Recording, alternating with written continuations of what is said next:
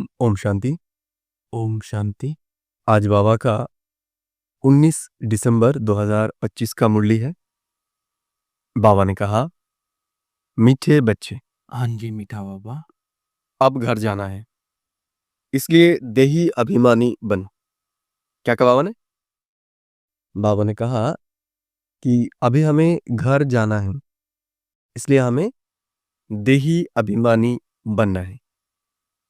एक बाप को याद करो तो अंतमति सुगति हो जाएगी। एक बाबा को याद करेंगे तो हमारा जैसा अंतिम स्थिति होगा, बाबा ने कहा, वैसा ही हमारा गति होगा। तो एक प्रश्न यहाँ से उठता है कि बाबा ने क्यों हमें कह रहा है कि हमें देही अभिमानी बनना है? जी क्योंकि अगर देखिए, बाबा इसके पहले एक बात हमें कहा कि अभी हमें घर जाना है। घर मतलब परम धाम। जी लेकिन अभी आप देखेंगे, कोई बहुत बुढ़ा हो गया है, एक एकदम ही वो चल नहीं सकता, वो बिस्तर पर ही रहता है, बिस्तर पर ही सब कुछ करता है, लेकिन फिर भी वो शरीर नहीं छोड़ रहा है। क्यों? क्योंकि उनके शरीर के प्रति, मित्र संबंधी के प्रति अभी भी मोह है। जी अभी भी वो अपना बुद्धि इस संसार में डुबो के रखा है, इसलिए शरीर का क्षमता नहीं है, फिर भी वो शरीर को नहीं छोड़ सकते। जी तो बाबा हमें यहाँ पे कह रहा है कि अभी तो सबको जाना है ना, हमें भी जाना है।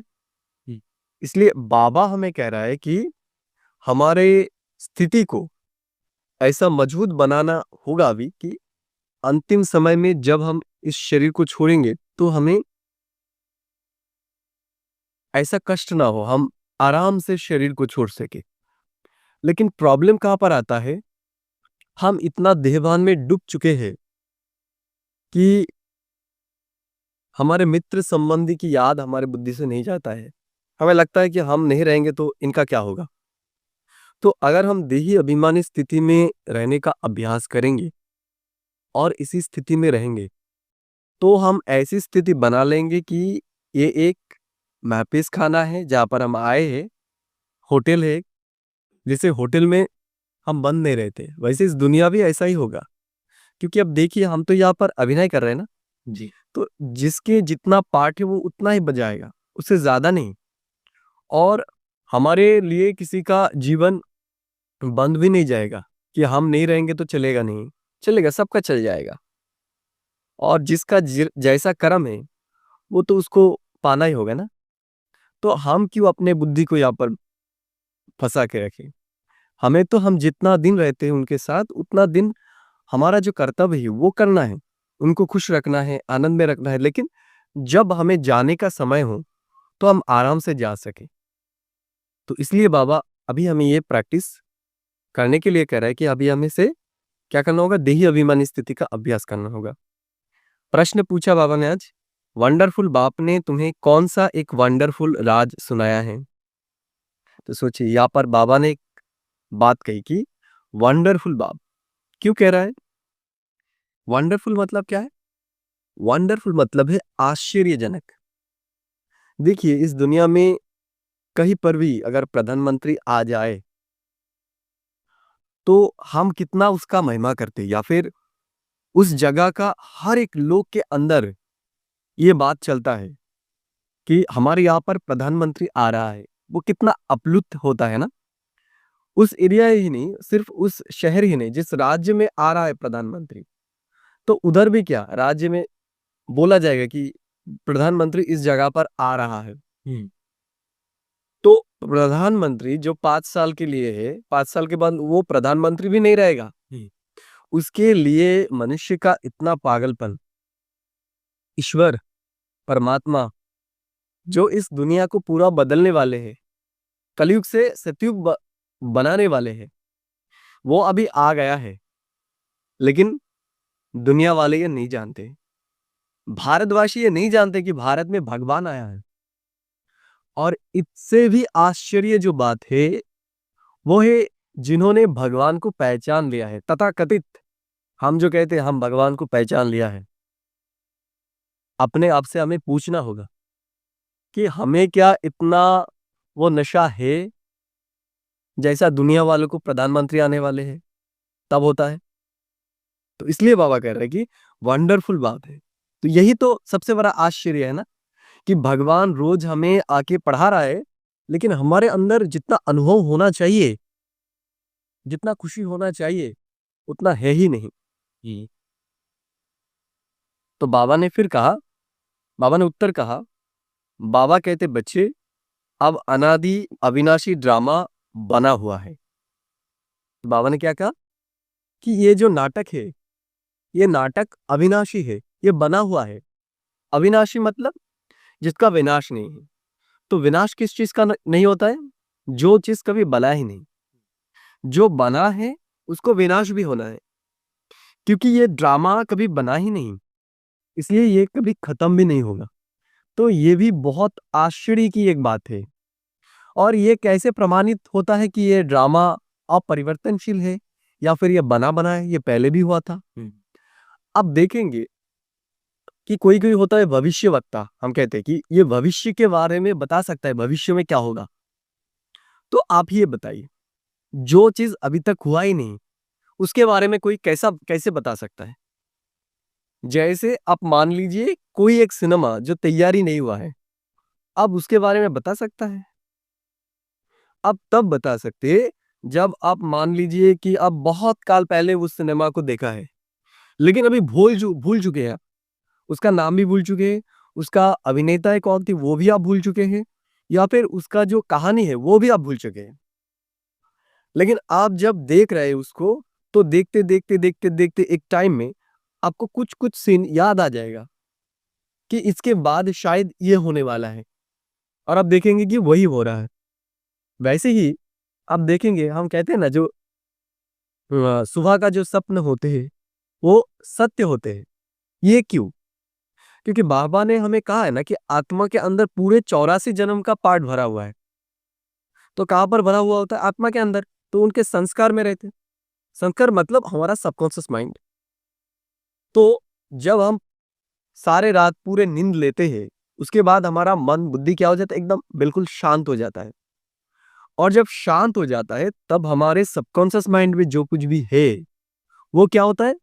बाहर आता रहता है। जैसे सामने जो कुछ भी होने वाला है वो हमारे सपने के रूप में आता है।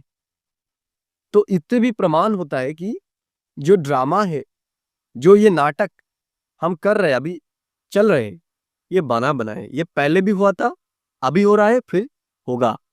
इसलिए बाबा कह रहे हैं कि ये सबसे बड़ा वंडरफुल चीज है। एक तो भगवान वंडरफुल है, और दूसरा ये नाटक, इसमें हर एक का पार्ट ढूंढा हुआ है। और क्या कह रहा है बाबा? कि यहाँ पर जो आत्मा का जो पार्ट है वो वही करेगा, वो वही करेगा, वो बदलेगी नहीं। अभी हो रहा है, फिर जब कल रिपीट होगा तब भी ये होगा। तो भाई जी ये यहाँ पे बोले कि ड्रामा बना बनाया हुआ है, जिसका जो पार्ट है वही करेगा। तो इसमें पुरुषार्थ या मेहनत का क्या महत्व रह जाता है? देखिए, यहाँ पर भी एक समझने की बहुत बातें हैं। इसलिए तो बाबा कहता है ना कि दिव्य बुद्धि चाहिए ज्ञान को समझने के लिए। अब देखेंगे, बाबा एक तरफ कह रहा है कि ये ड्रामा बना बनाया है, और फिर कह रहा है कि तुमको पुरुषार्थ भी करना है। तो अगर बना बना है तो पुरुषार्थ करने का क्या जरूरत है? देखिए, इस दुनिया का एक लॉ है, लॉ, उसका नाम है लॉ ऑफ कर्मा। हमारे साथ जो कुछ भी हो रहा है वह हमारे कर्म के अनुसार ही हो रहा है। तो हमारे साथ सामने जो कुछ भी होगा वो हमारे कर्म के आधार से ही होगा। तो अगर हम हमारे कर्म को नहीं बदलेंगे तो नहीं होगा। तो बाबा हमें क्यों याद दिला रहा है कि ड्रामा में जो है वो होगा? देखिए, कभी कभी होता है ना कि हम है, हमारे में वो क्वालिटी है, लेकिन जब हम परिस्थिति में पड़ते हैं तो हम हमारे अंदर से जो कॉन्फिडेंस है वो गुम हो जाता है कि हमारे से नहीं होगा, और हम छोड़ देते हैं। तो बाबा क्या कह रहे हैं? तुम पहले देवी देवता थे, तुम फिर बनोगे। तो अभी जो तुम 5 विकार के प्रभावित हो चुके हो, तुम्हारे अंदर जो कॉन्फिडेंस नहीं है कि हम ये देवी देवता थे, तो इससे बाहर आने के लिए बाबा ये बता रहा है कि कल पहले तुम ही थे, तुम भी होंगे, तुम ही होंगे, लेकिन तुम्हें अभी पुरुषार्थ करना है। तो जब ये निश्चित हो गया कि हम ही बनेंगे, तो हम निश्चित से कर सकते हैं, लेकिन हमारे पुरुषार्थ के ऊपर ध्यान देना होगा। क्योंकि पुरुषार्थ के ऊपर ही हमारा भाग्य निर्माण होता है। ठीक है, और कोई प्रॉब्लम? ठीक है, कुछ भी होता है नथिंग न्यू। इसलिए बाबा क्या करे, जो भी हो रहा है नथिंग न्यू। क्योंकि क्या होता है, हम हमारे पास्ट के चिंतन में बहुत ज्यादा रहते हैं और हमारे वर्तमान को हम बिगड़ लेते हैं। अगर हमारे से कोई गलती हो गई तो देखिए हम क्या करते हैं, बार बार उसी के बारे में चिंतन करते हैं। तो क्या होता है, हमारा जो वर्तमान का काम है वो खराब हो जाता है। इसलिए बाबा क्या करे, जो भी हो रहा है वो नथिंग न्यू। तो ये जो गलती हुआ ये पहले भी हुआ था, तो इसको चिंतन करके क्या होगा, कुछ तो नहीं होगा ना। हमें सामने ध्यान देना है कि सामने फिर से ना हो ये गलती। बाप कहते बच्चे, इसमें मेरी भी कोई बड़ाई नहीं है, मैं भी ड्रामा के बंधन में हूं। तो ईश्वर कह रहा है, क्या क्या कह रहा है कि इस ड्रामा में उनका भी बड़ाई नहीं है, कि वो आके हमको तमो प्रधान से अभी सतो प्रधान बना रहा है। वो क्या कह रहे हैं, ये भी ड्रामा के अंदर नूंद है, उनको भी आना है। उनकी इच्छा हो या फिर ना हो, उनको आना ही है। इससे वो भी बाहर नहीं जा सकता। अगर वो सोचे कि इस कल्प में हम नहीं जाएंगे, ये नहीं हो सकता, उनको भी आना है। तो यहाँ पे बोले कि बाबा को भी ड्रामा के अनुसार आना है। तो इसके मतलब क्या है कि बाबा भी ड्रामा में बंधा हुआ है और उसका भी शक्तियों का की कोई लिमिट है? जरूर, उनका भी लिमिट है। वो भी जो कुछ चाहे वो नहीं कर सकता। जैसे वो कहता है ना, जो जिसका पार्ट है उसको वही करना होगा, वही करना होगा। अगर भगवान चाहे कि इसको हम यहाँ से निकल के दूसरे को ला दे, ये हो नहीं सकता। ड्रामा में जो बना हुआ है वही होगा। क्योंकि एक अगर बदल गए ना तो पूरा सिस्टम बदल जाएगा। देखिए एक पजल है, होता है ना, जब हम वो पजल बना के तैयार करते हैं जी, अगर एक उससे हम निकल दे तो क्या होगा, पूरा गिर जाएगा। वैसे ही इस नाटक में अगर एक सेकंड भी कोई भी चीज चेंज हो गया ना तो पूरा सिस्टम ही बदल जाएगा। आप सोचिए, इस सृष्टि में अगर आइंस्टाइन ना होता, आइंस्टाइन बोल के कोई व्यक्ति ना आता, तो क्या होता इस दुनिया का। हम जो दुनिया अभी देख रहे हैं ये नहीं देखते, या फिर हम वर्तमान समय जहां पर है यहां पर हम नहीं होते। समझा? अगर आप मान लीजिए कि कॉन्स्टेंटिनोपल की पतन नहीं होता तो क्या होता, तो यूरोप से कभी सामंत तंत्र का विनाश ही नहीं होता। तो क्या होता, जो इंडस्ट्रियल रेवोल्यूशन हुआ ये नहीं होता। इसलिए जो भी घटना है, अगर हम इतिहास को देखेंगे कि हर एक घटना का महत्व है, हर एक घटना का महत्व है। इसलिए जो कुछ भी हो रहा है वो एकदम ठीक है।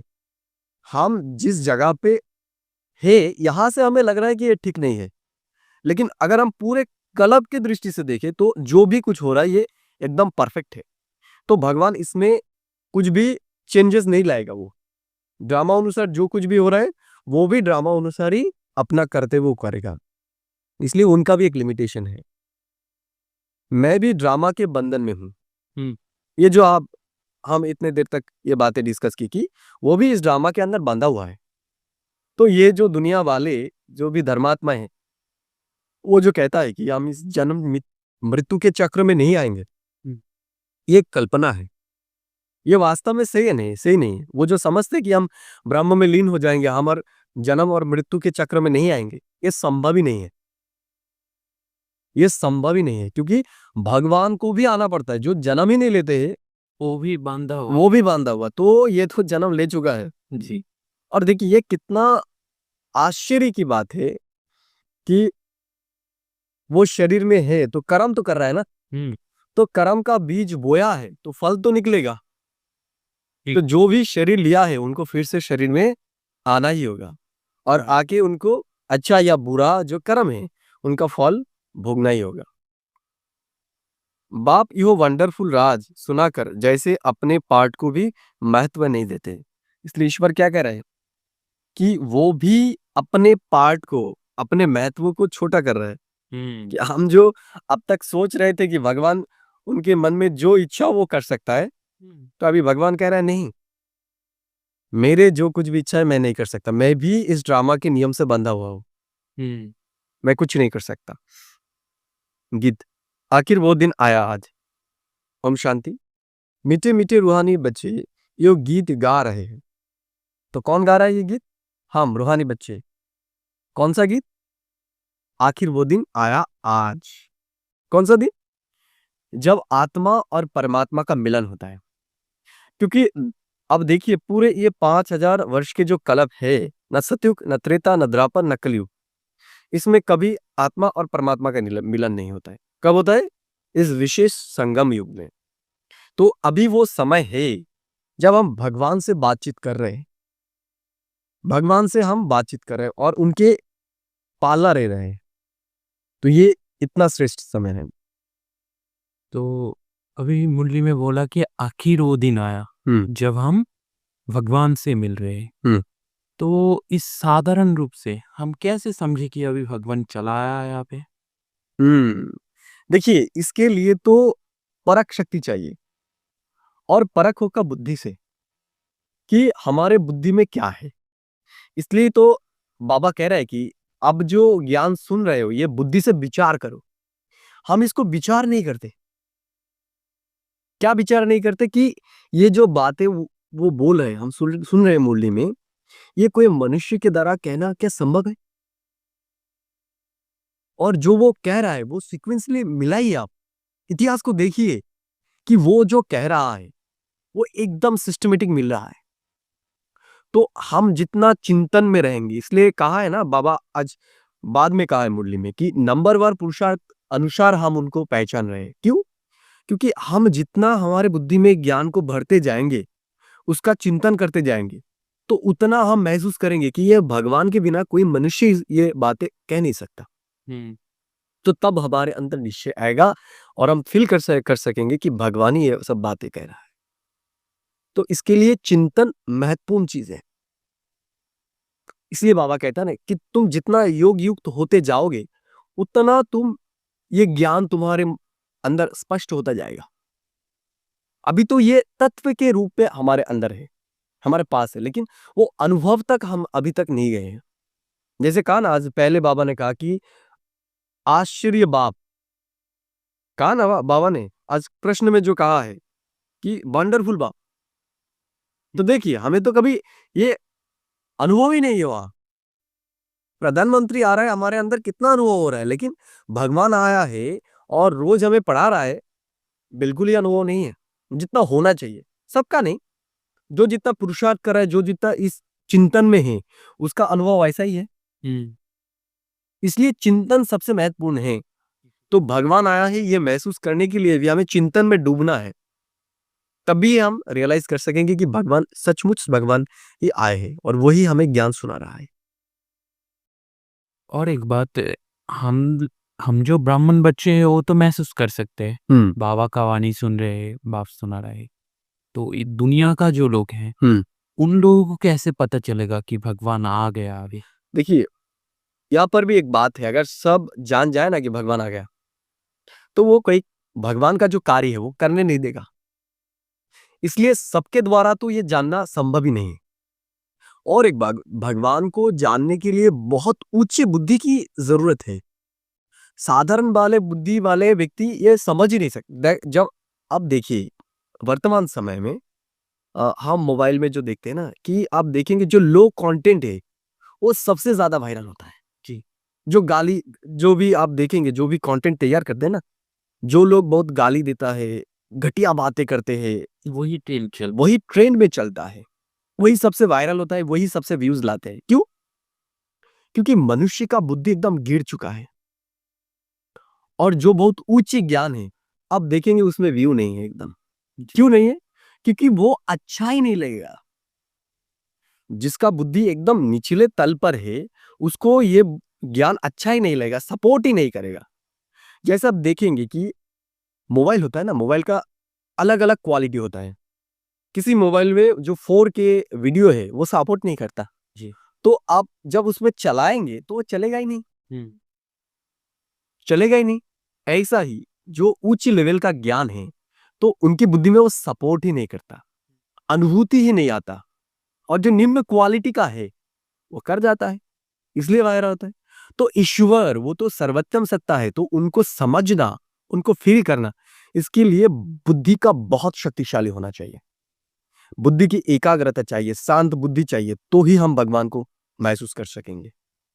इसलिए दुनिया वालों को तो अभी संभव ही नहीं है। जब पूरा कंप्लीट हो जाएगा, भगवान का पूरा काम कंप्लीट हो जाएगा, जब प्रत्यक्षता का समय आएगा, तब दुनिया वाले जानेंगे कि भगवान आए। वो भी जब जब प्रत्यक्ष होगा, विनाश होगा, तब बहुत लोग साक्षात्कार करेंगे, तब वो सुन के करेंगे, ऐसे ज्ञान से नहीं। हम जो बाबा के बच्चे हैं, जो दिव्य बुद्धि के अधिकारी है, वो क्या अपने बुद्धि को कार्य में लगा के, अपने विचार शक्ति, अपने विवेक को कार्य में लगा के भगवान को पहचाना है जी। लेकिन उनके पास वो विवेक ही नहीं है कि ये बात भगवान कह रहा है, ये समझना, ये विवेक ही उनके पास नहीं है। इसके लिए तो उच्च बुद्धि की जरूरत है, बुद्धि में बहुत शक्ति होनी चाहिए। तो ये बात जो है आपने कहा कि दुनिया वाले कैसे पहचान सकते, वो अभी पहचान नहीं सकते, वो अंतिम समय में पहचानेगा। अच्छा। सिर्फ बाबा के बच्चे जो है अभी वो पहचानेगा, ठीक है। और जो बातें बोले ना कि अगर वो सब पहचान जाए तो भगवान का कार्य हो नहीं सकता, करने ही नहीं देगा। वो सेल्फी खींचने लग जाएगा, उनको लेके ब्लॉग बनाएगा, ऐसा करने लग जाएगा अभी। तो वो इस फालतू चीजों में अपना टाइम नहीं देना चाहते, इसलिए वो गुप्त रहते हैं। और सृष्टि का नियम भी ऐसा ही है, जो श्रेष्ठ कार्य होता है ना, वो गुप्त ही होता है। जैसे आप देखेंगे कि एक बीज से जब वृक्ष निकलते हैं, तो जो मेन कार्य है वो मिट्टी के तल में ही होता है। जी। अगर उस बीज को आप मिट्टी के ऊपर लाएंगे तो वो खत्म हो जाएगा, उससे पेड़ पैदा ही नहीं होगा। इसलिए भगवान जो कार्य करे वो गुप्त में हो सकता है। अगर ये प्रत्यक्ष हो गया तो ये कार्य हो ही नहीं सकता, ना भगवान को करने देंगे, ना भगवान के बच्चे को करने देंगे। मीठे मीठे रूहानी बच्चों ने गीत गा रहे हैं। बच्चे समझते हैं कल बाद फिर से हमको धनवान, हेल्दी और वेल्दी बनाने, पवित्रता, सुख, शांति का वर्षा देने बाबा थे। तो क्या देने आते? वो हमें पवित्रता, सुख, शांति का वर्षा देने आए, वर्षा देने आए। तो हमें ये भी चिंतन करना होगा कि वो हमें क्या देने आए हैं। जैसे कल भी मैं कह रहा था ना कि मेसी आए, तो लोगों का कितना पागलपन है कि वो उनका एक खेल देखेगा, वो कैसे शॉट मारता है, या फिर वो अगर एक फुटबॉल उनका दिया हुआ, अगर एक को फुटबॉल मिल जाए या फिर जर्सी मिल जाए, तो वो देखिए कितना नशे में रहता है। और भगवान हमें विश्व का मालिक बनाने आए हैं। हमारे अंदर क्या उतना महसूस है? हम वो महसूस कर पा रहे हैं? कर पा रहे हैं? अगर हमारे सामने ही, हम जब ब्राह्मण आदमी, हमारे सामने मेसी आ जाए और हमें एक जर्सी गिफ्ट कर दे, तो देखिए हमारे अंदर कितना नशा होगा। और भगवान आके अभी हमें स्वर्ग का बादशाही गिफ्ट कर रहा है, कुछ अनुभव ही नहीं है। अगर हम ऑनेस्टली देखें, मैं जब देखता हूं, मुझे तो बहुत ही ग्लानि होता है अपने ऊपर कि इतना श्रेष्ठ प्राप्ति है, उसके बाद भी अनुभव नहीं है। तो बाबा अभी बता रहा है कि क्या करना है। भगवान हमें पवित्रता, सुख, शांति की वर्षा देते हैं, तो ये हमें फील करना है। ब्राह्मण लोग भी आशीर्वाद देते हैं ना कि आयुष्मान भव, धनवान भव, पुत्रवान भव। तुम बच्चों को तो वर्षा मिल रहा है, आशीर्वाद की कोई बात नहीं। तो बाबा में क्या दे रहे हैं? वर्षा, आशीर्वाद नहीं। पुत्रवान भव एक आशीर्वाद है, लेकिन बाबा हमें इतना वर्षा दे देते कि मांगने की कोई जरूरत ही नहीं हमारे पास। जी। हमको मांगना ही नहीं पड़ेगा 21 जन्म तक। बच्चे बच्चे पढ़ रहे, जानते हैं 5000 वर्ष पहले भी हमको बाबा ने अगर मनुष्य से देवता, नर से नारायण बनने की शिक्षा दी थी। बच्चे जो पढ़ते हैं वो जानते हैं हम क्या पद पढ़ रहे। तो बाबा क्या कह रहे कि बच्चे जानते कि क्या हम पढ़ रहे हैं। तो हम क्या ये चिंतन में रहते कि हम क्या पढ़ रहे हैं? बाबा पूछे। तो हमें ये चिंतन में रखना होगा कि हम किस लिए पढ़ रहे हैं, हमारा पढ़ाई किस लिए है। यो तो कहेंगे कि हम बच्चों को मालूम है यो राजधानी स्थापन हो रही है, डीटी किंगडम स्थापन हो रही है, आदि सनातन देवी देवता धर्म की स्थापना हो रही है। तो क्या हो रहा है अभी? अभी आदि सनातन देवी देवता धर्म का बाबा स्थापना कर रहा है। पहले शूद्र थे, फिर ब्राह्मण बने, फिर देवता बनना है। दुनिया में किसी को यह पता नहीं है कि अभी हम शूद्र वर्ण के हैं। तो दुनिया वाले ये नहीं जानते कि सभी अभी शूद्र बन गए हैं। अभी सभी बन गए हैं शूद्र, कोई ब्राह्मण नहीं है, सब शूद्र बन गए। सिर्फ बाबा के जो मुख वंशावली ब्राह्मण है वही सिर्फ ब्राह्मण है। बाबा फिर कह रहा है कि ये समय बिल्कुल रौरव नरक का ही है। दिन प्रतिदिन रौरव नरक दिखाई पड़ेगा।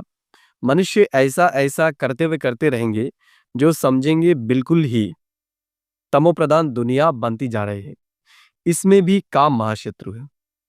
क्या कह रहे बाबा? हमारा सबसे बड़ा शत्रु है क्या? काम विकार। क्योंकि काम विकार के कारण ही हमारा ये हाल हो गया है। हम वो पूज्य से अभी इस हालत में आ गए हैं। इसलिए हमारा सबसे बड़ा शत्रु अगर कोई है, वो कोई मनुष्य नहीं है, वो है काम विकार। फिर बाबा कह रहा है कि कोई मुश्किल पवित्र शुद्ध रह सकता है। आगे जंगल फकीर लोग कहते थे ऐसा कलयुग आएगा जो 12-13 वर्ष की कुमारियां बच्चा पैदा करेगी। तो बाबा क्या कह रहे कि जो पहले वाले जो ऋषि मुनि थे वो कहा था कि ऐसा कलयुग आएगा जब 12-13 साल का बच्चिया भी बच्चा पैदा करेगा। अभी तो देखिए इससे भी बदतर हालत है। अभी तो 8-9 वर्ष में ही लड़कियों का पीरियड्स आ जाता है। क्यों? क्योंकि हम मोबाइल में जो भी कंटेंट देख रहे हैं इतना गंदगी है।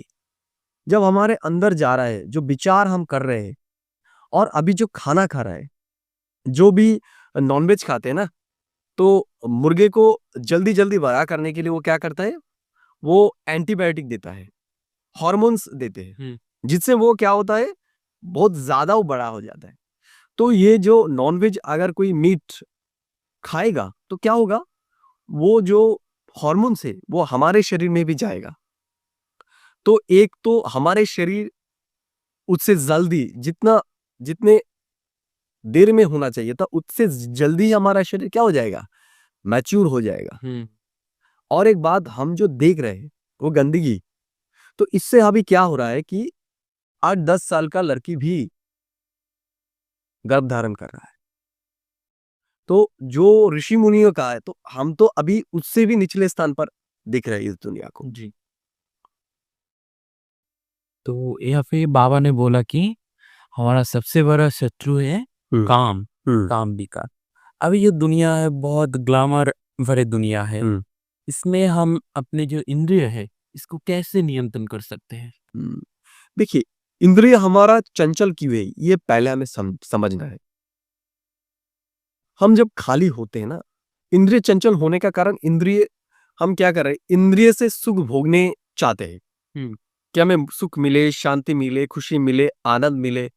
तो ये जो ग्लैमर है, आप देखेंगे कोई ब्रांड्स पहन रहा है या फिर उनके पास पोशाक है, लेकिन फिर भी वो खरीद रहा है। क्यों? वो खरीदने में मजा अनुभव कर रहा है। और ये क्यों हो रहा है? क्योंकि वो अंदर से खाली है, उनके पास सुख शांति खुशी इसकी अभाव है। जब आप अंदर से भरपूर हो जाएंगे ना, तब हमारी इस ग्लैमर की बातों में हम फंसेंगे नहीं। ये होगा तो भी चलेगा, नहीं होगा तो भी चलेगा। तो ये कैसे आएगा? ये शक्तियां आने की एक ही माध्यम है, वो हमारा विचार। हम अगर अपने अंदर शुद्ध विचार को लाए, श्रेष्ठ विचार को लाए, जैसे बाबा ने कहा ना कि हमने क्या पाया है, अगर हम ये याद किया कि हम अभी क्या पा गए हैं, तो हमें और कोई चीज पाने की इच्छा ही नहीं रहेगा। इस दुनिया की कोई भी चीज में हमारा रुचि ही नहीं रहेगा। जैसे अगर मान लीजिए, अगर आपने शहद खा लिया तो आपको कोई एक मीठा चीज दे, जैसे अगर मान लीजिए कोई आपको एक सेब दे दे, वो तो मीठा होता है, लेकिन आप अगर एक बार शहद खा लिया तो वो सेब कैसा लगेगा? फीका लगेगा। फीका लगेगा। जी। अगर आप शहद नहीं खाए हैं तब खाएंगे तो मिठास लगेगा। मिठास लगेगा। जो होता है ना, जो नींबू होते हैं मीठे वाले, वो अगर खाएंगे तो, अगर शहद खाने के पहले खाएंगे तो मीठा लगेगा, लेकिन शहद खाने के बाद खाएंगे तो मीठा नहीं लगेगा। ऐसे ही भगवान हमें जो सुख शांति दे रहा है, जो अतीन्द्रिय सुख दे रहा है, अगर कोई इसका एक बूंद भी महसूस कर लेना तो इस दुनिया के जो सुख शांति है वो उनको भाएगा नहीं, वो उसको आकर्षित नहीं करेगा। ये जो दुनिया वाले इतना ग्लैमर के पीछे छूट रहा है, जो भी मेकअप के पीछे वो छूट रहा है, ये क्यों है? क्योंकि वो अंदर के सुंदरता को महसूस नहीं किया, इसलिए वो बाहर के सुंदरता के पीछे छूट रहे हैं, मेकअप के पीछे। जी। और जो भी ये ब्रांड्स बोलिए आप, या फिर जो भी खरीदने की जो इच्छा है, ये भी तब होता है जब हम भीतर से खाली होता है। इसलिए आप देखेंगे कि इस दुनिया में जब हम डिप्रेस्ड होते हैं ना, दुखी होते हैं जी, तब ज्यादा खरीदारी करते हैं। हाँ, जब डिप्रेस्ड होते हैं तब ज्यादा मीठा खाते हैं, क्योंकि वो मीठा से क्या होता है, हमें प्राप्तियां होती है। इसलिए तो जब हम भीतर से भर जाएंगे तो ये सब बातें मैटर ही नहीं करेगा। इसलिए हमें क्या करना है, अपने आप को भीतर से भरना है। तो ये सब चीजों में हमारी बुद्धि नहीं जाएगा। ठीक है जी। आपने तो ये बोला कि हम अगर उच्चतम जो आनंद है उसको अनुभव कर लिया तो ये भौतिक दुनिया का आनंद हमको खींचेगा नहीं एकदम। तभी हमारा इंद्रिय शीतल हो जाएगा एकदम। शुक्रिया। फिर बाबा कह रहा है कि जब बिल्कुल ही तमो प्रधान बन जाते हैं तब बाप कहते हैं मैं आता हूं, मेरा भी ड्रामा में पार्ट है। तो ईश्वर का बात है, जब हमारे अंदर बिल्कुल ही शक्ति नहीं रहता है, जब एकदम बैटरी लाल हो गया, हमारा जीने का इच्छा ही खत्म हो गया। देखेंगे ना इस दुनिया में कितनी छोटी छोटी बातों में लोग सुसाइड करते हैं। अभी आज सुबह हमारे घर के बगल में ही एक है घर, तो उधर उनकी जो सासू माँ है, वो सिर्फ क्या किया, उनको रैकेट खरीद के देंगे ये बोला था, तो वो खरीदा नहीं, तो इसलिए वो सुसाइड करने चले गए। कि रैकेट खरीद के देंगे ये बोला और नहीं दिया, इसलिए वो सुसाइड करने चले। इतनी छोटी सी बातों में। तो समझिए दुनिया के मनुष्य का मेंटल लेवल कहां तक पहुंच गया है। अभी तो और भी जाना है, और भी जाना है। अभी देखेंगे ना कि हम छोटे से ही अपने बच्चों को जो शिक्षाएं दे रहे हैं कि उसको कोई भी विपरीत परिस्थिति से हम सम्मुखीन उनको नहीं करते, उनको फेलियर से हम सम्मुखीन नहीं करते कि फेलियर भी हमारा जीवन का एक अंश है। हम हर समय सफल नहीं होंगे, हर जगह सफल नहीं होंगे, और हर एक कुछ जो हम चाहते हैं वो हमें नहीं मिल सकता।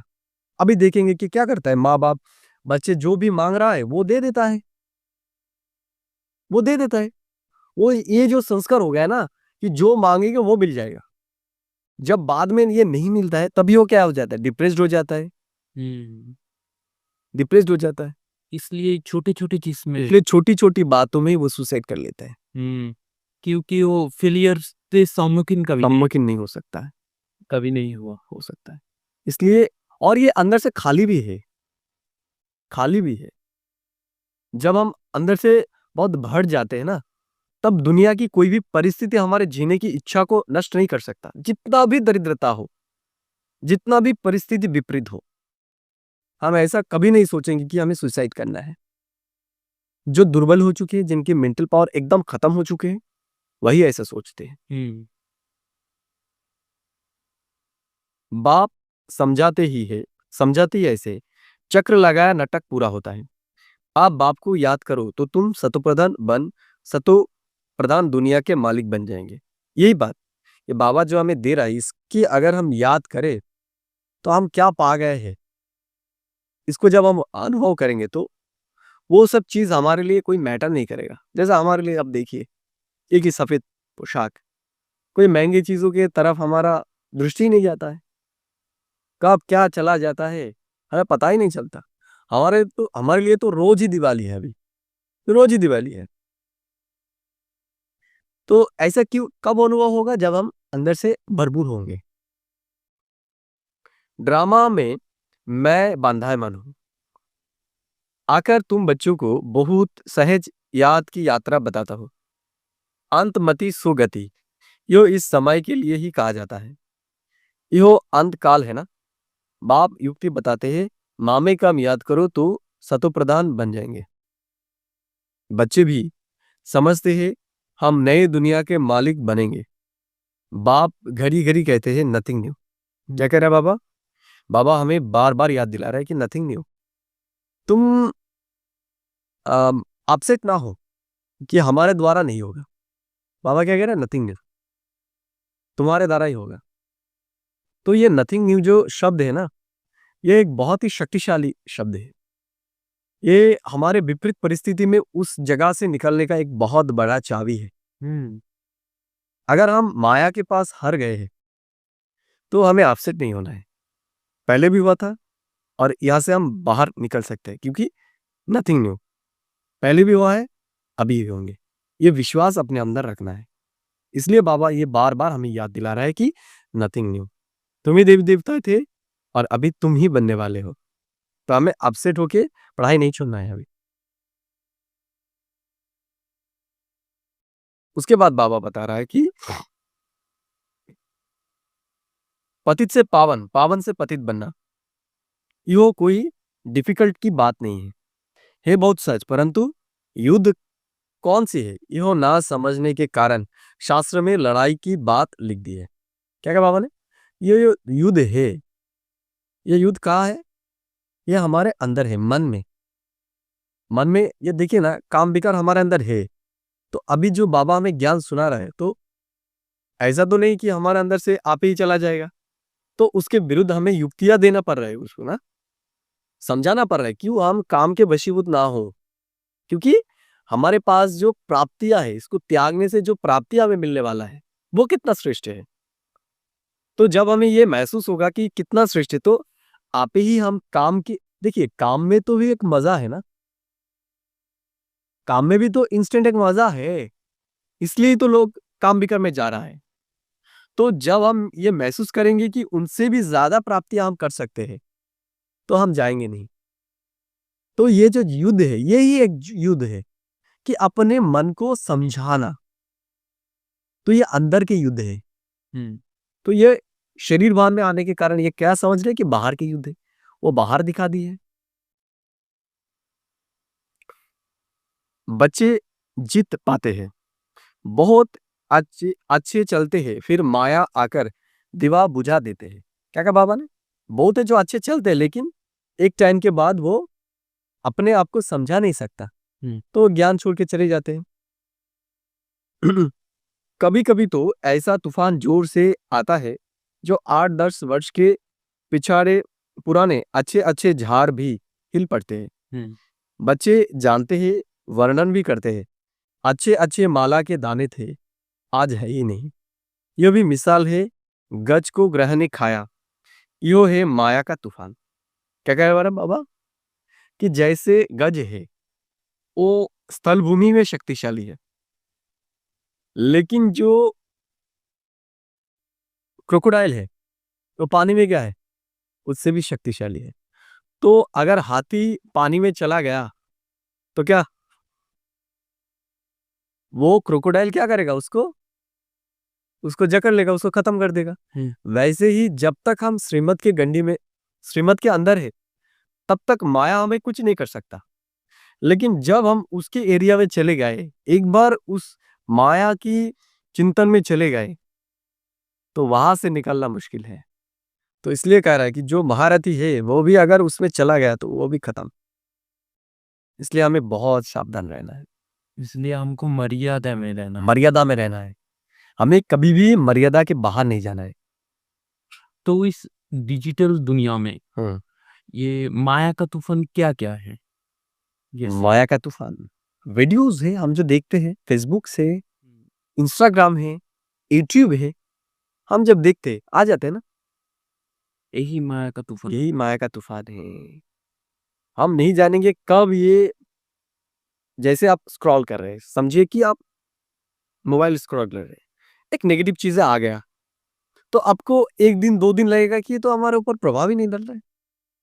लेकिन वो हमारे अंदर देखिए, हमारे अंदर तो अभी भी है ना विकार, तो वो क्या है, उस सूक्ष्म रूप से हमारे अंदर वो प्रभाव डालेगा। 1 हफ्ता, 2 हफ्ता उसके बाद देखेंगे उसमें हमारा रुचि आ रहा है। इसलिए हमें बहुत सावधान रहें। ऐसी साइट में हमें जाना ही नहीं, ऐसी चीज़ को हम देखना ही नहीं है हमें। इसलिए अगर हमको यूट्यूब यूज़ करना है ना, तो हमें एक चीज़ याद रखना है कि अगर संभव हो, तो हमें उसका सब्सक्रिप्शन लेके यूज़ करना है। क्यों करना है? क्योंकि अब जब करेंगे तो उल्टा-सुल्टा चीज़ हमें नहीं देगा। ये भी एक चीज़ है। हम जो कुछ भी देखेंगे वही आएगा। हुँ। इसलिए बहुत सावधानी से यूज़ करना है। क्योंकि एक बात है ना, जब आप फ्री में कुछ पा रहे हैं, तो अब ये याद रखना कि तब आप फ्री नहीं, तब आप उनका कस्टमर बन गए हैं। आपके आँखों को वो बिका के वो पैसा कमा रहा है। तो तब क्या करेगा? उसकी इच्छा से वो जो भी आपको देना चाहते हैं, जो भी आपको आपके अंदर में भरना चाहते हैं, वो आपको दिखाएगा। हुँ। तो आप क्या बन जाएंगे? कस्टमर बन जाएंगे। जी। इसलिए अगर हमें यूज़ करना है, तो हमें सब्सक्रिप्शन लेके यूज़ करना है। तो देखेंगे कि बहुत नेगेटिविटी से हम मुक्त हो सकेंगे। हुँ। तो जो भी हम अभी सोशल मीडिया यूज़ कर रहे हैं ना, तो इसके लिए बहुत सावधानी से हमें यूज़ करना है। और इंस्टाग्राम तो देखना ही नहीं है, एकदम बंद कर देना है वो। इंस्टाग्राम, फेसबुक, हमें सिर्फ ज्ञान के लिए ही जाना है। हुँ। हमें ज्ञान की चीज़ों की देखना है और सब्सक्राइब भी उसी चीज़ों को करना है, अच्छी-अच्छी जो चीज़ें हैं। तो वही हमको क्या करेगा? अब देखेंगे ना, जब जो भी चीज़ आप सब्सक्राइब करते हो, वही चीज़ आपको देता है। और जब आपका सब्सक्रिप्शन होगा, तो वही चीज़ देगा, दूसरा कोई चीज़ आपको देगा ही नहीं। तो इसके प्रति भी हमें ध्यान देना है अभी, अगर संभव हो तो।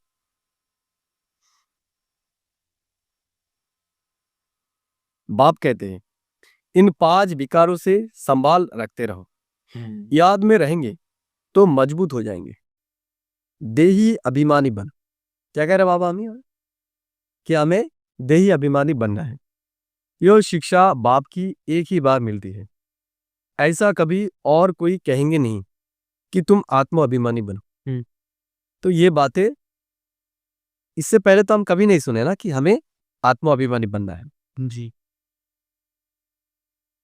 ऐसा कभी और कोई कहेंगे नहीं कि तुम आत्म अभिमानी बनो। सतयुग में भी ऐसा नहीं कहेंगे। नाम, रूप, देश, काल सब याद रहता ही है। इस समय तुमको समझाता हूँ, आप वापस घर जाना है। तो बोलिए। भाई जी आपने बोला कि हम लोगों को देही अभिमानी होना है। हम तो इतने दिनों से शरीर को ही देखते आए हैं। तो हम कैसे आसानी से अपने को आत्म अभिमानी बना सकते हैं? देखिए, इसके लिए तो हमें क्या करना है, इसलिए तो ज्ञान सुनना है।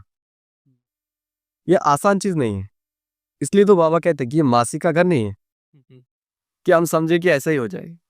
जैसे जो निम्न क्वालिटी का चीज़ होता है ना, वो आसानी से हो जाता है। जैसे आप कोई कॉमेडी देख रहे हैं, तो आपको क्या, अगर एक गाली दे दे, तो आपको हँसी आ जाएगा। हँसी आ जाएगा ना? आता है हमें हँसी। लेकिन जो उचित चीज़ हो, उसको महसूस करने के लिए अपने अंदर शक्ति चाहिए। तो ये कब होगा? जब हम ज्ञान सुनेंगे। हमारा जो भोजन है बुद्धि का, वो जब हम श्रेष्ठ बनाएँगे। इसलिए तो आत्म अभिमानी होने के लिए हमें ज्ञान भी सुनना है। और हम जो कंटेंट अपने अंदर दे रहे हैं, जैसे थोड़ी देर पहले कहा ना कि हमें ज्ञान की चीज़ों को ही देखना है, सुनना है। तो क्या होगा, जब पॉजिटिव चीज़ें हमारे अंदर चला जाएगा, तब हम जब उसको लेके विचार करेंगे, तो क्या होगा, हम धीरे-धीरे आत्म अभिमानी हो जाएँगे। क्योंकि आत्म अभिमानी स्थिति में स्थित होने के लिए बुद्धि में बहुत शक्ति चाहिए, बहुत शक्ति चाहिए। जैसे आप देखते हैं ना, जब आप सीढ़ी चढ़ते हैं, तब क्या होता है? तब परिश्रम ज़्यादा होता है और जब उतरते हैं, तो उतरने में मेहनत नहीं है, चढ़ने में मेहनत है। तो देह अभिमान में आना ये मेहनत का काम नहीं है, लेकिन आत्म अभिमानी बनना ये मेहनत का काम है। तो इसके लिए तो हमें परहेज भी चाहिए, अटेंशन भी चाहिए और अभ्यास भी चाहिए, उससे आएगा। ऐसा नहीं कि आसानी से वो आ जाएगा, आसानी से नहीं आएगा, इसके लिए मेहनत करना होगा। जैसे ब्रह्मा बाबा जो फर्स्ट प्रिंस, वो भी क्या किया, लिख लिख के वो प्रैक्टिस किया, मैं आत्मा हूं, यशोदा आत्मा है, और भी जो भी थे उनके आसपास। तो ये मेहनत का काम नहीं है, प्रैक्टिस करना होगा, ऐसे नहीं आएगा। तो बाबा ने इस फिर कहा कि इस समय तुमको समझाता हूं, आप वापिस घर जाना है। तुम पहले सत प्रधान थे, सतो रजो तमो में तुमने पूरे 84 जन्म लिए हैं, उसमें भी नंबर 1 इहो ब्रह्मा है। औरों के 83 जन्म भी हो सकते हैं, इनके लिए पूरे 84 जन्म है। क्या कहा ब्रह्मा बाबा, इनके लिए पक्का है वो 84 जन्म लिए, लेकिन और जो है उनका 83 भी हो सकता है। यो पहले पहले श्री नारायण थे, इनके लिए कहते गोया सबके लिए समझ जाते, बहुत जन्मों के अंत में ज्ञान लेकर फिर वो नारायण बनते हैं। झार में भी दिखाया है ना, यहां भी नारायण और पिछाड़ी में ब्रह्मा खड़ा है, नीचे राजयोग सीख रहे हैं। प्रजापिता को कभी परमपिता नहीं कहेंगे। क्या कहा बाबा ने कि प्रजापिता ब्रह्मा को कभी परमपिता नहीं कहेंगे। परमपिता एक को कहा जाता है, प्रजापिता फिर उनको कहा जाता है। ये देदारी है, वह विदेही विचित्र है। तो ब्रह्मा है देदारी और शिव बाबा है विचित्र। लौकिक बाप को पिता कहेंगे, इनको प्रजापिता कहेंगे।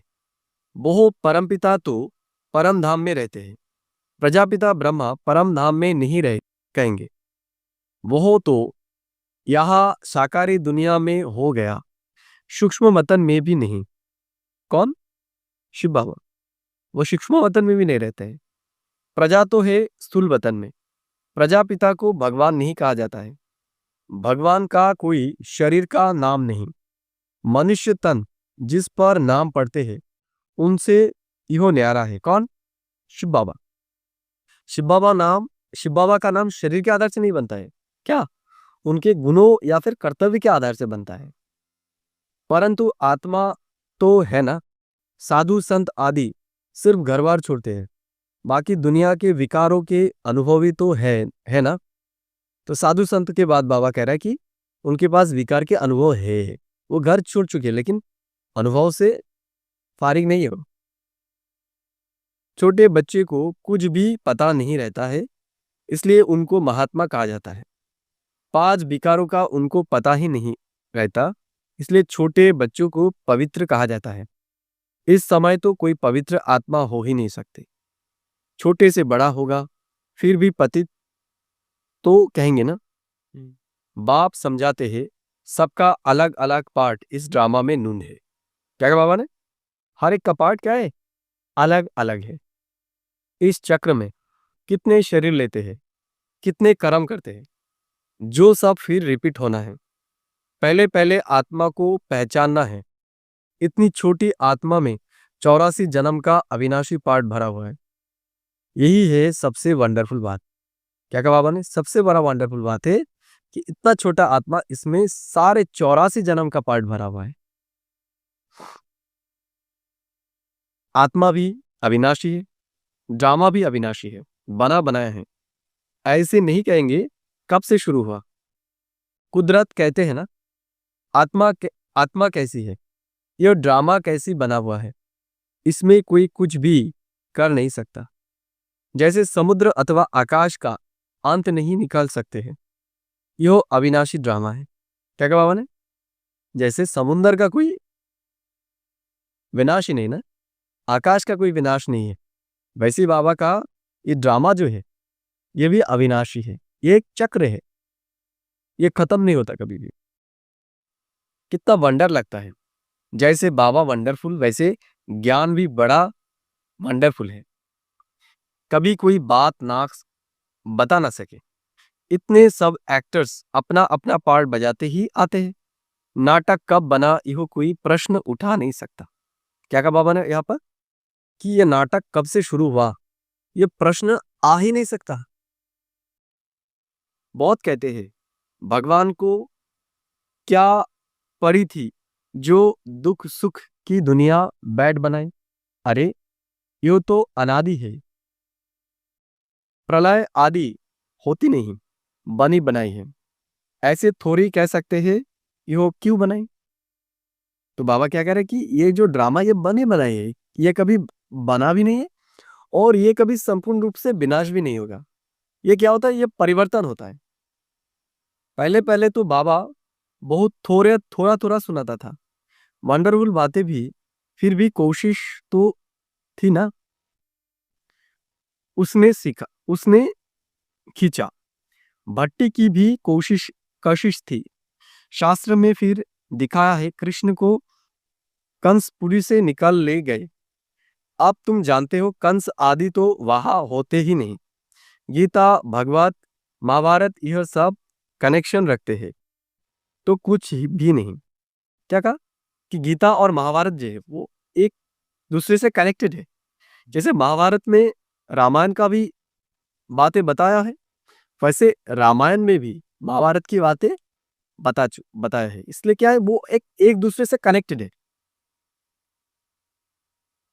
राड़िया भी इहो मारते हैं तो जास्ती पतित बने हैं, इसलिए पुकारते भी है पतित पावन। यो सब बातें बाप ही बैठ समझाते हैं। सृष्टि चक्र के आदि मध्य अंत को और कोई नहीं जानते। तुम जानने से चक्रवर्ती राजा बन जाते हो। त्रिमूर्ति में लिखा हुआ है, यो तुम्हारा ईश्वरीय जन्म सिद्ध अधिकार है। क्या कहा बाबा ने, हमारा ये जन्म सिद्ध अधिकार है सतयुग में जाना। ब्रह्मा द्वारा स्थापना, शंकर द्वारा विनाश, विष्णु द्वारा पालना, विनाश भी जरूर होना है। नई दुनिया अंदर में समझते हो, हमने कितना बार राजाई ली थी। कल की ही बात है, कल ही देवी देवता थे, फिर चक्र लगाए, आज हम पतित बने हैं, फिर हम युग बल से विश्व की बादशाही लेते हैं। क्या कहा बाबा ने कि कल ही तो वो टाइम था ना जब हम देवी देवता थे, और अब भी हम फिर से क्या कर रहे हैं, युग बल के आधार से विश्व का मालिक बन रहे। बाप कहते हैं कलप कलप तुम ही बादशाही लेते हो, जरा भी फर्क नहीं पड़ सकता। इस बात को हमें अंडरलाइन करना है। कलप कलप तुम ही बादशाही लेते हो। तो जब हम ये लिख लेना चाहिए हमारे डायरी की फर्स्ट पेज पे, क्योंकि जब भी हम निराश होते हैं, हमें लगता है हमारे द्वारा संभव ही नहीं, तो ये लाइन हमें देखना है, कलप कलप मैं ही बना था और मैं ही बनूंगा। ये परिस्थिति आए है, ये परिस्थिति भी चला जाएगा। ठीक है, जरा भी फर्क नहीं पड़ सकता, ये लाइन भी लिखना पड़ेगा कि इसमें जरा भी फर्क नहीं पड़ेगा। हम ही बने थे, हम ही बनेंगे। राजाई की कोई राजाई में कोई कम कोई ऊंच बनेंगे, यो पुरुषार्थ से ही होता है। तो क्या कहा बाबा ने, ड्रामा अनुसार होगा, लेकिन फिर एक बात कहा यहाँ पर कि ये जो पद पाने वाले हैं, ये भी क्या किससे पाएगा, अपने पुरुषार्थ से ही पाएगा। तुम जानते हो पहले हम बंदर से भी बदतर थे, आप बाप मंदिर लायक बना रहे हैं। जो अच्छे अच्छे बच्चे हैं उनकी आत्मा रियलाइज करती है, बरोबर हम तो कोई काम के नहीं थे, अभी हम वर्थ पाउंड बन रहे हैं। तो क्या कह रहे, अगर हम अपने आप को देखें कि इससे पहले बाबा के ज्ञान में आने से पहले हमारे अंदर जो था और अभी जो परिवर्तन आया, उसमें कितना परिवर्तन आया है। पहले तो हमारे अंदर कोई गुण ही नहीं था, अभी कितना गुण बाबा ने हमारे अंदर भर दिया है। तुम भी प्रदर्शनी आदि करते हो, नथिंग न्यू, इन द्वारा ही तुम अमरपुरी की स्थापना कर रहे हो। भक्ति मार्ग में देखिए देवियों आदि के कितने मंदिर हैं, यो सब है पुजारी पने की सामग्री, पूज्य पने की सामग्री कुछ भी नहीं है। बाप कहते हैं दिन प्रतिदिन तुमको गुह्य पॉइंट्स समझाते रहते हैं, आगे की ढेर पॉइंट्स तुम्हारे पास रखी है, वो अभी क्या करेंगे, ऐसे ही पड़ी रहती है। क्या कहा बाबा ने? बाबा जो अच्छे अच्छे पॉइंट कहते हैं हमें, तो हम डायरी में नोट कर लेते हैं और वो डायरी में ही रह जाता है, जीवन में धारण नहीं करते हम तो। आत्मा इतनी छोटी सी बिंदी है, इनमें सारा पार्ट भरा हुआ है। ये पॉइंट कोई आगे वाली कॉपियों में थोड़ी होगी। फिर पिछाड़ी पॉइंट्स को तुम क्या करेंगे? पिछाड़ी की रिजल्ट भी कम आती है। बाप कहते कल पहले भी तुमको ऐसे ही सुनाया था, नंबरवार पढ़ते रहते हैं, कोई सब्जेक्ट में नीचे ऊपर होते रहते हैं। व्यापार में भी ग्रहचारी बैठती है, इसमें हार्ट फेल नहीं होता है। क्या कहा बाबा ने? कि हम जब बिजनेस करते हैं तब उसमें भी उतार चढ़ाव आता है ना, लेकिन हम तो उसको छोड़ नहीं देते हैं, क्योंकि हम जानते हैं कि बिजनेस में ऐसा होगा ही, कभी उतार आएगा, कभी चढ़ाव आएगा। वैसे ही इस ज्ञान में भी ये भी तो एक बिजनेस है ना, तो इसमें भी कभी हम बहुत अच्छी स्थिति में रहेंगे, कब निचली स्थिति में रहेंगे, लेकिन हमें अपसेट नहीं होना है, भले फिर से पुरुषार्थ करना है। जब हमें लग रहा है कि हमारा स्थिति नीचे है, तो हमारे पुरुषार्थ के और भी तीव्र कर देना है हमें। या भी कोई विकार में गिर पड़ते हैं, फिर भी बाप कहते अच्छी रीति पुरुषार्थ कर उच्च पद पाओ, फिर से चढ़ना शुरू करना चाहिए। बाप कहते हैं गिरे हो फिर चढ़ो। ऐसे बहुत है, गिरते हैं तो फिर चढ़ने की कोशिश करते हैं। बाबा कहेंगे पुरुषार्थ करो, फिर भी कुछ ना कुछ मददगार तो बन जाएंगे ना। ड्रामा प्लान अनुसार ही कहेंगे। बाप कहते अच्छा बच्चे, आप तृप्त हुए, बहुत गोते खाए, आप फिर से पुरुषार्थ करो। क्या कहा बाबा? अभी हमें तृप्त कर दिया है, और अगर हम गिर गए फिर हमें उठ के लग जाना चाहिए पुरुषार्थ में। बाबा ये भी हमें कह रहा है कि थक नहीं जाना है, हार नहीं मानना है, क्योंकि हम ही थे, हम ही बनेंगे, दूसरा कौन बनेगा? बाबा ने फिर कहा बाबा के पास कितने आते हैं मिलने, कहता हूं बेहद के बाप का कहना नहीं मानेंगे, पवित्र नहीं बनेंगे। बाप बाप आत्मा समझ आत्मा को कहते हैं तो तीर जरूर लगेगा। क्या कहा बाबा ने?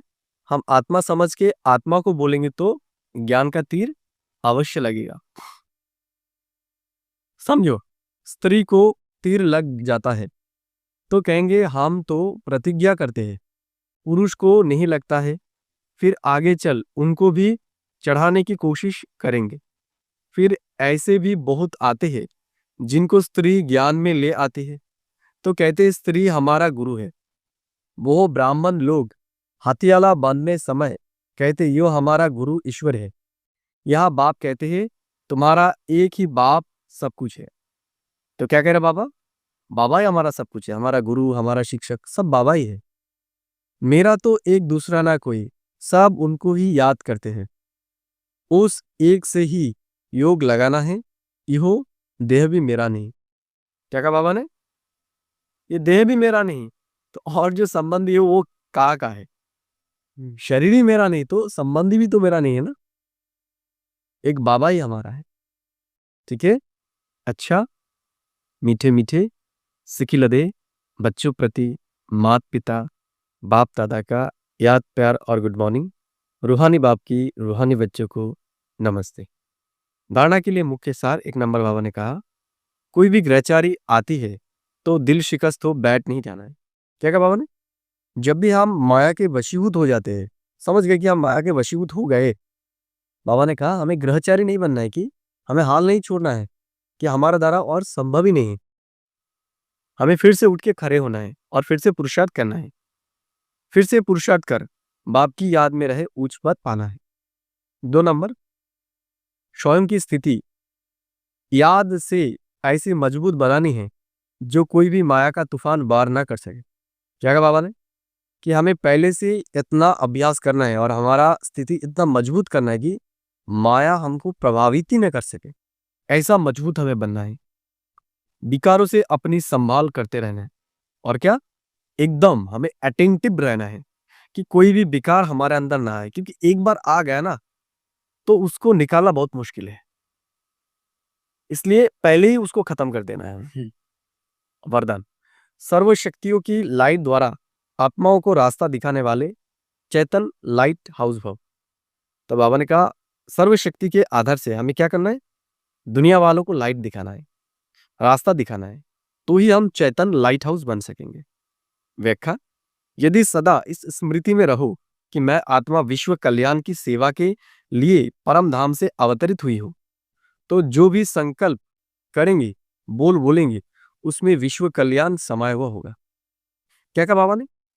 अगर हम ये चिंतन करके सेवा करें कि हम परमधाम से अवतरित हुए हैं और हमें ही इस विराट विषय सागर से मनुष्य को, जैसे लाइट हाउस क्या करता है, विशाल सागर में वो जहाजों को रास्ता दिखाते हैं कि किधर उनको जाना है, वैसे ही कहा बाबा कह रहे हैं कि ये विशाल संसार सागर में हम ही वो लाइट हाउस है जो दुनिया वालों को सुख, शांति और समृद्धि की रास्ता दिखा सकते हैं।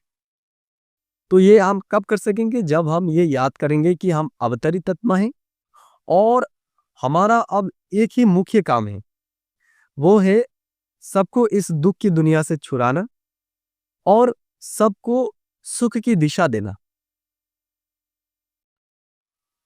और यही स्मृति लाइट हाउस का कार्य करेगी। जैसे उस लाइट हाउस से एक रंग की लाइट निकलती है, ऐसे आप चेतन लाइट हाउस द्वारा सर्वशक्तियों की लाइट आत्माओं को हर कदम में रास्ता दिखाने का कार्य करती रहेगी। तो ये दुनिया वाले कब करेंगे? जब हम उनको करके दिखाएंगे। इसलिए हमें करके दिखाना ही है। स्लोगन कहा बाबा ने, स्नेह और सहयोग के साथ शक्ति रूप बनो तो राजधानी में नंबर आगे मिल जाएगा। क्या कहा बाबा ने? हमें स्नेह और सहयोग, इसके साथ साथ हमें शक्ति रूप भी बनना है, हमें दुर्बल नहीं बनना है, तब भी हम क्या राजधानी में हमारा नंबर ऊंचा ले सकेंगे। अव्यक्त इशारे, आप संपन्न व कर्मातीत बनने की धुन लगाओ। तो बाबा ने क्या कहा? हमें धुन लगाना है, किसका? हमें अव्यक्त बनने का, कर्मातीत बनने का। जैसे कर्म में आना स्वाभाविक हो गया है, वैसे कर्मातीत होना भी स्वाभाविक हो जाए। कर्म भी करो और याद में भी रहो। तो कर्म भी करना है और हमें याद में भी रहना है। जो सदा कर्मयोगी की स्टेज पर रहते हैं वो सहज ही कर्मातीत हो सकते हैं। क्या कहा बाबा ने? जो कर्म करते ही कर्मयोग की स्थिति में है, अर्थात बाप की याद से, श्रीमत के आधार से जो कार्य कर रहे हैं, वो सहज ही कर्मातीत स्थिति का महसूस कर सकेंगे। स्थिति का जब चाहे कर्म में आए और जब चाहे न्यारे बन जाए। यो प्रैक्टिस कर्म के बीच बीच में करते रहो। तो हमें ये क्या करना है? अभी कर्म के बीच बीच में ये प्रैक्टिस करना है कि जब चाहे कर्म में आए और जब चाहे कर्म से अपने मन बुद्धि को बाहर ले जाए। तो हम 2 मिनट के लिए अभी प्रैक्टिस करेंगे। बाबा ने जो भी आज हमें श्रेष्ठ संकल्प दिया है, हम उसके ऊपर 2 मिनट मनन चिंतन करेंगे। अपनी सीट पर सीट हो जाए, भ्रुकुटी सिंहासन पर। मैं चमकता हुआ दिव्य सितारा,